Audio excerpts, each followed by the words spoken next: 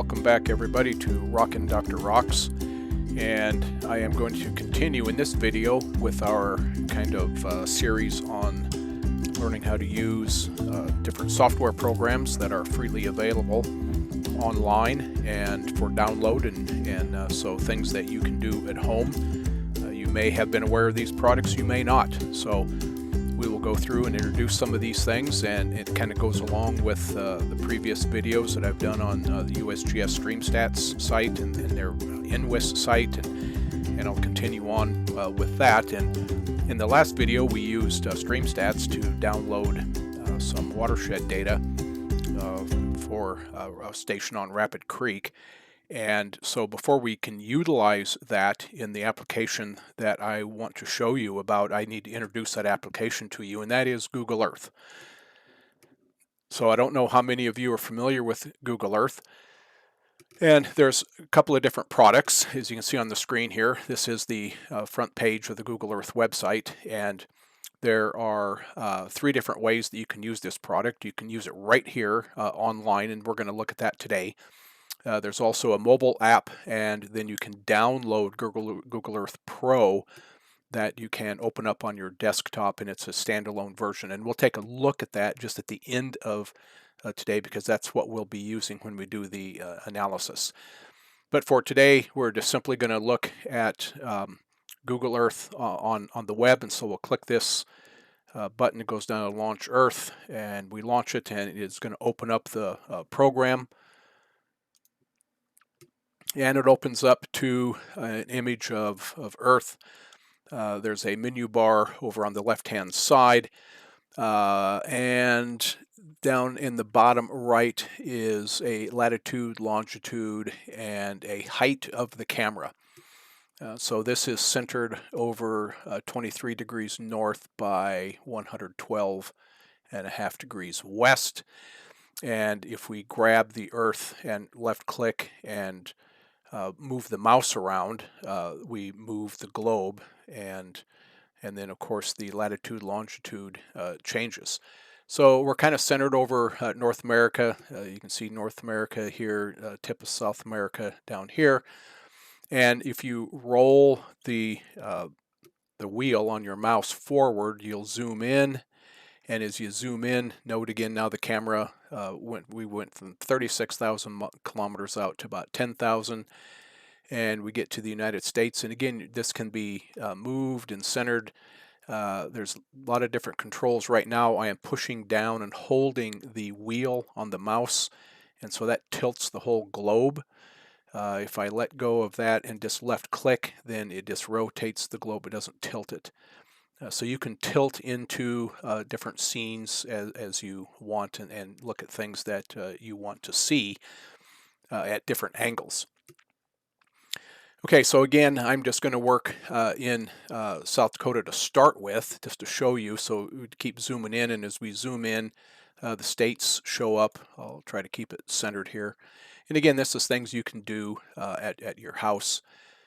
Continue to zoom in, and you can start to see some tremendous topography in here, similar to some of the things in StreamStats. Same type of window as we went into StreamStats. You know, the Black Hills are here in western South Dakota and northeastern Wyoming. The Badlands show up spectacularly, and so tremendous area in here. Then the mountains to the west, and the flatlands and the wet flatlands to the east. You can see Appalachia running through here. Okay, so we'll continue to zoom in, and again you get greater and greater levels of detail as you zoom in. And you'll see all these names are over here. They start showing up more as you zoom in. You got the highway I-90 and different towns in the Black Hills. And those can be turned off. I know how to do it readily in the standalone version, but over here, let's click on this first. This menu bar up here, it tells you you're logged in. You can search for a location. You can make projects, and that's what we're going to do in the standalone version here later. The map style, you click on that, and so it's clean, no borders, places, or roads. If you click on that, see, everything goes away. So it is kind of nice to have some reference at some point until you get into an area you know, then you can turn those things off. Everything is everything, water, subsidiary roads. See all the secondary roads show up on here now. And as you zoom in, then again, that's going to increase in detail, highway numbers, and things like that. So that can get quite cluttered. And then you can choose what you want.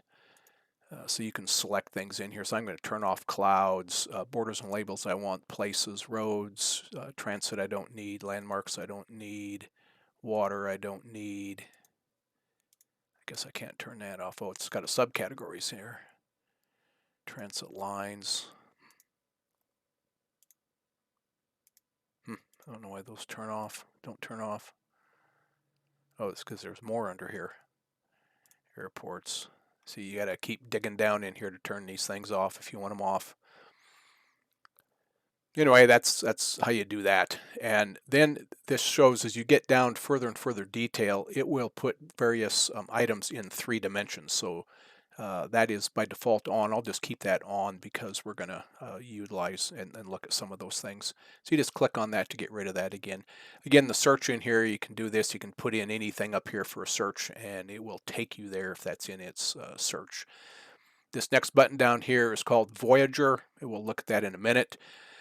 This one is called I'm Feeling Lucky, so you just click that and it'll take you somewhere. You don't have no choice. It'll just take you and look at a feature or a location or something like that.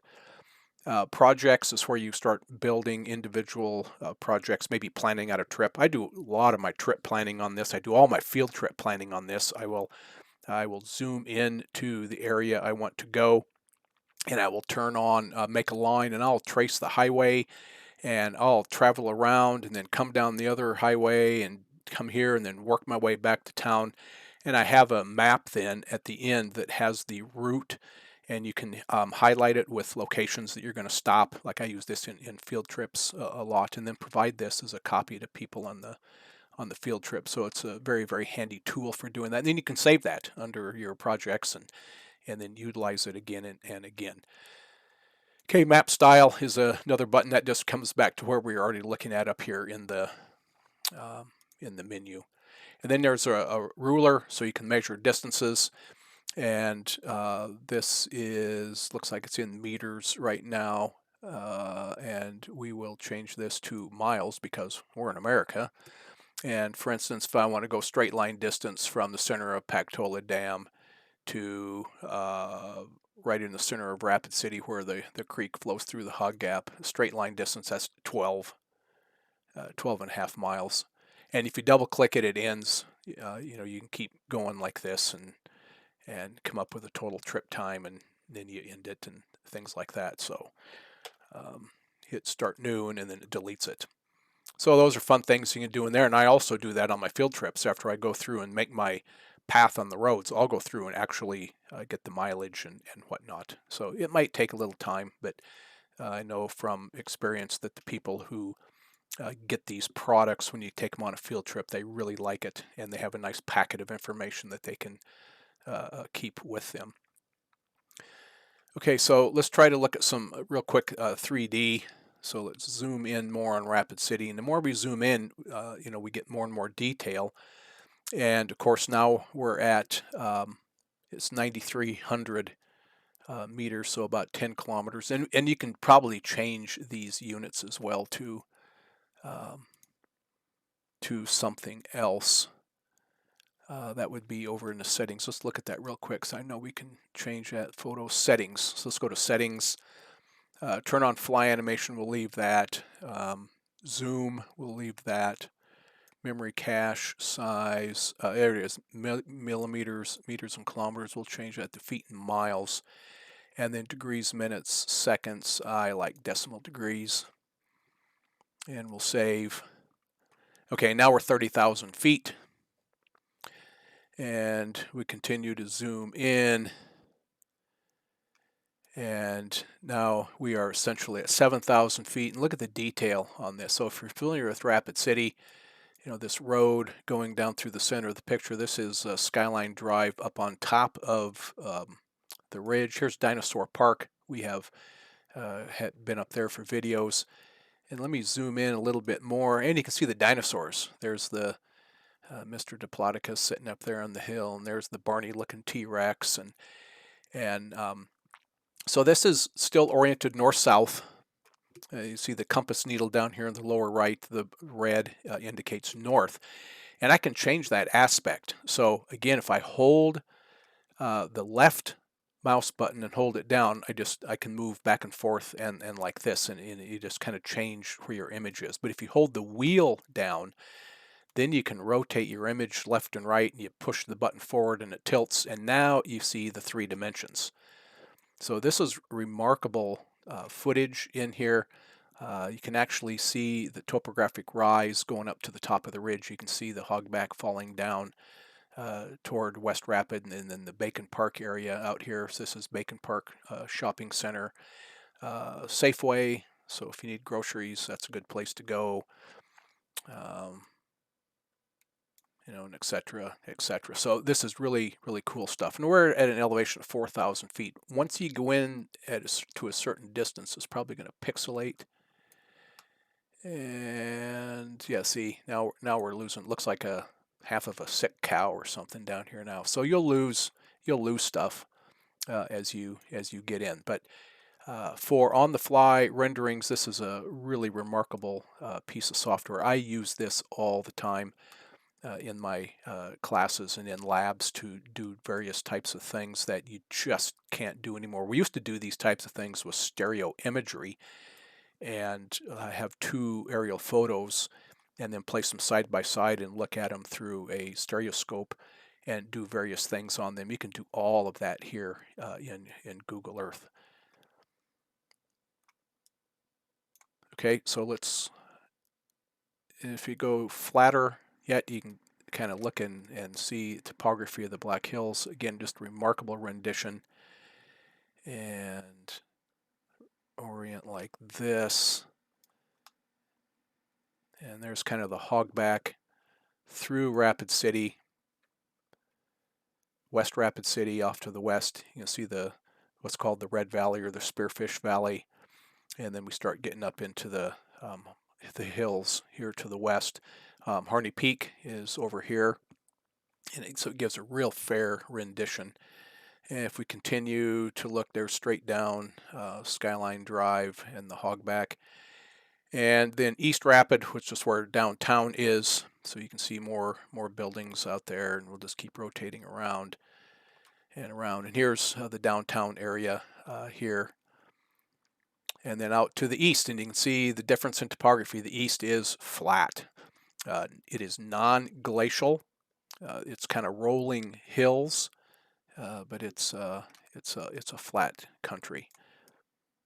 Okay, the water gap where Rapid Creek flows through here. You can see Rapid Creek flowing to the north, and then it turns to the east and flows through the gap and then flows out of Rapid City. This is all artificial channel. Artificial might not be the correct word. It is a channel, but it is constrained by engineering to flow in this location. It cannot wiggle back and forth across its floodplain out here, which is what it wants to do, left to its own devices. Okay, so that's a quick look at this. I want to look at just a couple of things on here. If we go back up here to Voyager, this is a fun thing to do. You can click on Voyager, and it comes up with a screen that has various things on it. So the editor's pick is this, celebrating indigenous languages. You can click on probably one of these people in here, and it will go to their part of the world, and who knows what it's going to tell you. There's going to be, celebrating Hanukkah. And what did I do? Oh, I didn't do anything. It just, after a few seconds, it changes screens. But if we go to nature, then now scroll down, there's various things you can look at. Tokyo's heat island effect, time lapses, changing forests, sources of energy from mining and fracking to wind and solar power. So let's click on this and see what happens. So it zooms us out. Here we go. And let's see where it takes us. It's taken us right next door to the Powder River Basin. And look at the timeline over here. It's starting back in 1985, and this is the large coal mines, one of the large coal mines in the Powder River Basin, and it shows how it has expanded from 1985 to 2020. And so as it starts over again, note that east is over here toward the top, west is down toward where I guess this view is. And you can see that the mines expand from east to west, and that is because the dip of the coal daylighted over here, and now it dips down westward into the basin. So the mines, as they mine the coal, they keep moving west. And you can see these pits moving west, moving west, moving west. As they move west, the coal becomes deeper. They have to move more overburden. So this material out here on the plain right now is all overburden, has to be moved to expose the coal. They mine the coal, then they backfill. So you can see all the reclaimed mine lands back behind the mine. There will be a point in the future that these coal deposits are too deep below the surface to mine with these types of methods. You can see another mine expanding from the south. So there is a line of coal mines through the Powder River Basin here. Let's see if I can take control of the screen. Oh, I can rotate it. So if we level off, let me level off a little bit and rotate the view. Let's see. Yeah, very subtle. But now we're looking east. Again, here's north pointing to the left, so east is kind of straight up. This gentle black kind of mound on the horizon, that's the Black Hills. And that's why they're called the Black Hills, because they're, from a distance, they look black. And so we are east across the eastern portion of the Powder River Basin, probably from the western edge of the Black Hills out to here is probably 60 to 80 miles. Okay, if we continue to spin around, and we can, look at this. I didn't know we could control it like this, but you can see the number of mines out here. So here's one down here at the bottom, the one we were looking at. There's another one up here, another one over here. So there's a whole line of these mines in here. Pretty dramatic, actually. You see this thing moving to the west, moving to the west, moving to the west. Okay, so you can play around with that. Urban expansion. This goes to let's see, zooming out, Las Vegas. It says over here, and where's it going to start us at? 1985 again. And so there's Las Vegas. Look at it expanding to the west. Look at it expanding to the south. All in the middle of a desert. Unbelievable, but that's the way it is. So this is kind of fun. You can play around with this and look at different things, and I don't know what else.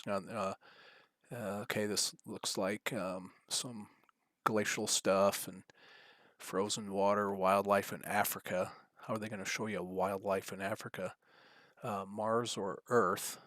Huh. So, a lot of fun stuff. Landforms from space. Okay, so NASA Earth Observatory, I look at that a lot. But I'm kind of interested in what they're going to say with wildlife. How can you look at wildlife? Oh, it goes to a different place. So let's go back. I'm not going to do that right now. If we can go back. There we go. Okay, so I think one of the last things we'll do here, let me zoom out. So I'm just rolling my mouse button. Now I'm changing the view again. I'm going to come back to my neck of the woods here.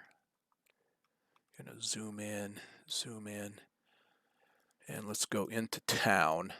Okay, so here's the water gap through town, and one of the things that's on here is this little person character over here, and Google has had cars out running around the world that are taking 360-degree video of streets, and then they'll put it online. And so you just click this and hold and drag, and look at all those streets. All those blue streets are Google Earth image available.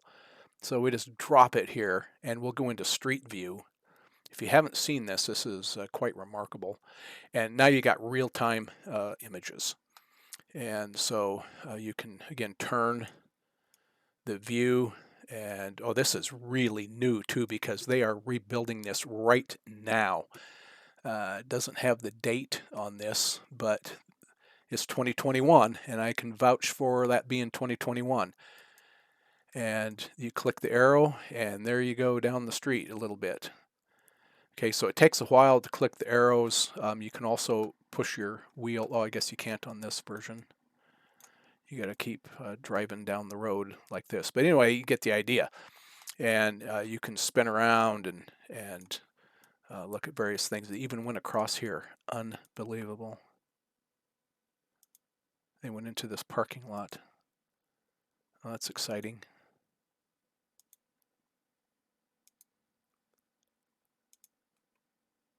Huh. Okay, so then to exit, I think you can either just click up here to the left to this arrow. Yep, and it takes you back. Okay, so that was very, very recent. Let's see what they have done. Whoops, I'm all messed up. Yep, I'm looking south down here. So let me flip me around to the north. There we are. And sorry about that. And I want to go flat there. Now I can find some places. Okay, so I want to go find campus, and there it is. See if they have street view in campus. They probably do. Yes, they even go through campus. Look at that. So let's go right out to the intersection right here. Wonder if I'll see my vehicle here. Nope. Yeah, this is how I go to work every morning. Turn right here. And there's my building. Oh, look at that. They blacked out. This has big letters SDSMT up and down the side of the building. So they go through these images and they take out. If they find a person on the sidewalk, gone. If they see a license plate that you can see on the car, gone. For the most parts. There are places you can definitely see some people and those types of things. And, oh, there is my truck. Look at that. Wonder when this was. 2021. There's my truck sitting right there. So whatever the date was on this, I'm working. Unbelievable. So nothing's private anymore. You'll be surprised what you can see on this. I've read a lot of books, and I'll read a book that takes place in some obscure place, let's say over in the former Soviet Union. I'll go to Google Earth and drop street map on, or the street person on here, and they will have those street views, and it's just quite remarkable. So this is a fun thing to play around with, where you can zoom around and see what you thought might have been private that is no longer private. Okay, so let's see if there's anything else we wanted to look at here. Oh, just quickly. Okay, again, this is using the online application through this website, earth.google.com. Okay, I've downloaded the desktop version. I also have the mobile version on my phone, but here's the desktop version. I'll just open that up, and I'm zoomed in on Rapid City already, so you can see it's the same type of thing. Let me close this window down a little bit, make my map bigger. So the same thing. We zoom in. Here's the same stuff. When we get to here, up in the upper right-hand corner is where you can control your like north is up, you click on that and you can move it, or again you can use your mouse buttons the same. Here's the street person, you click it and there's the streets light up and you can drop him anywhere. So the same type of thing, but this is more interactive as far as interacting with other files. So in the previous video, the USGS stream stats, I downloaded a shape file of Rapid Creek that we delineated the watershed based on this USGS gauge station that is right there. You can see the house, the gauge is right down here in the creek. This is right in the gap. So again, if we tilt, we can see the hogback rising up. We see the topography, and here's the creek, and I delineated that watershed. So using this product here in a future video, we'll take and do some really cool analytical things on Google Earth. So there you go. If you haven't played around with Google Earth before, it's free. You can use it online, or you can download the desktop version like I have. You get a little more settings. I have mine set in 3x vertical exaggeration, so it shows much more topographic relief than probably the online one did. So you can really see the topography now, way different than it was. You can see the incision of Rapid Creek going up into the Black Hills, much more dramatic. So this is what I use. You know, Harney Peak is right up there. So a great product, fantastic product. It's free, using the latest of imagery, and has a lot of fun applications that are available to do with this. You can draw out and delineate areas right on this map, calculate areas, calculate perimeters, calculate slopes, do profiles, various other things which we will look at and do in future videos. So let me know if you like this. If you haven't played around with Google Earth before, let me know. If you've played around with Google Earth before and you see something interesting that you think we should take a look at, let me know. Okay, so hit the thumbs up if you like this, share this with your friends, and subscribe. Thanks for watching. See ya.